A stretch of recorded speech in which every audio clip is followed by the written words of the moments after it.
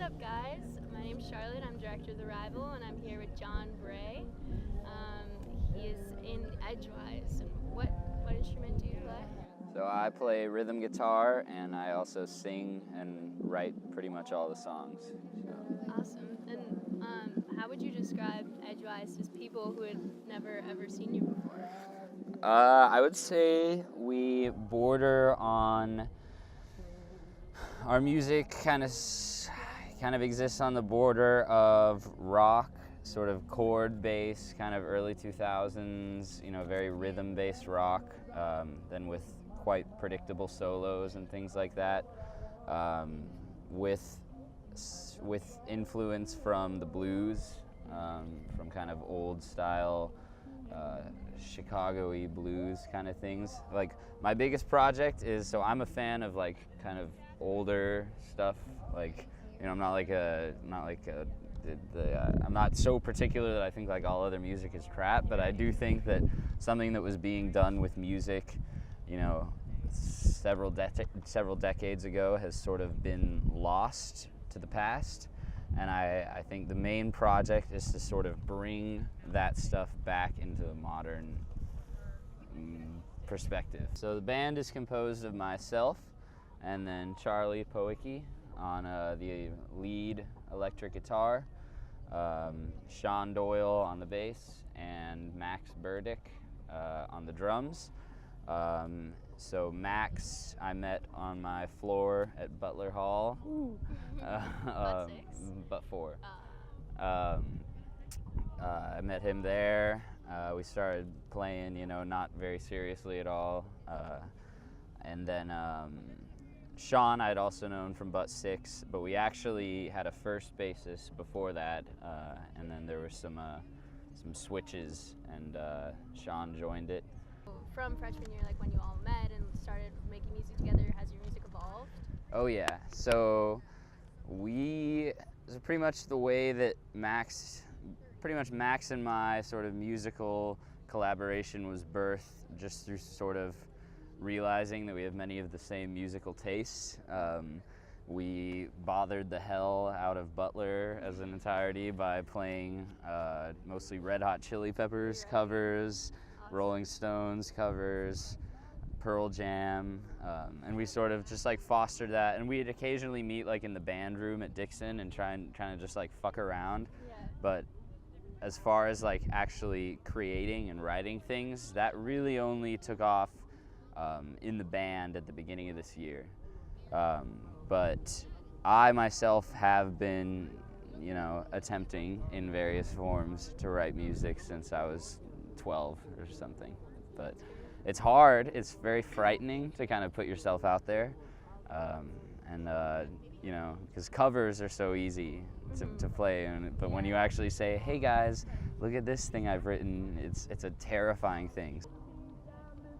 I had something of an existential crisis at the beginning of this year, and the positive side of that was I was like, my God, I'm alive right now, and I feel that I have a talent by which I can make music that I think could affect people. But the dark side of that existential crisis was that I had a bit of a drug problem. Into the details of which we need not go into.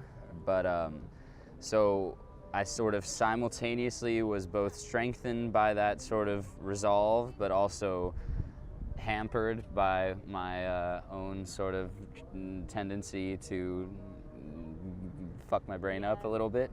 Sorry if I can't swear on here. So... Has your music helped you with that? Like working through that, or was it also kind of a challenge? It was an immense challenge because I was simultaneously trying to sort of solidify a group of people with whom I could make music, while I myself was completely incapable of, if not creating music, but of having a direction for the band as a whole. So there was a lot of internal strife in the band. There was some departure of certain members from the band, and I'd say when I sort of sorted things out with myself, that was when we sort of got the direction. You know, we kind of it's the right word here. We focused. Yeah. I want to be a rock and roller. You know, I want to be rock and get the girls and, you know, do the drugs and live that lifestyle, because that's not, at the end of the day, that's not what, those sorts of sentiments cannot be present when you are trying to embark on a legitimate, profound musical project in which you want to say something. Because there's a difference between saying something and just doing something in music. The general writing process is I'll come in with something, whether it be a lyrical phrase that I think means something, or a musical phrase which I think could then generate a lyrical phrase to it, and then we all sort of toss it around. And I really, it's so wonderful about, because I feel that the way a lot of bands operate is that is one person comes in with a song and they say, hey guys, let's play this. Whereas the way that we operate is we come in and then we build it together. And when I was the way I was first semester, that sort of construction was completely impossible. So what are you working on right now? So we need to record. we need to either, so I do have like a little software thingy that records, but it doesn't work if everybody's playing at the same time. It can't capture it in the quality, the raw emotional quality that I need it to be. Where have you performed in New Orleans? Just the Willow. And did you enjoy that experience? Wholly and completely. Like, so the first one, so there's the two sides of nervousness. There's the one is, what if I fuck up? And then there's the one is, what if there's so little people who actually show up that it doesn't even matter if I fuck up because no one's there to see it.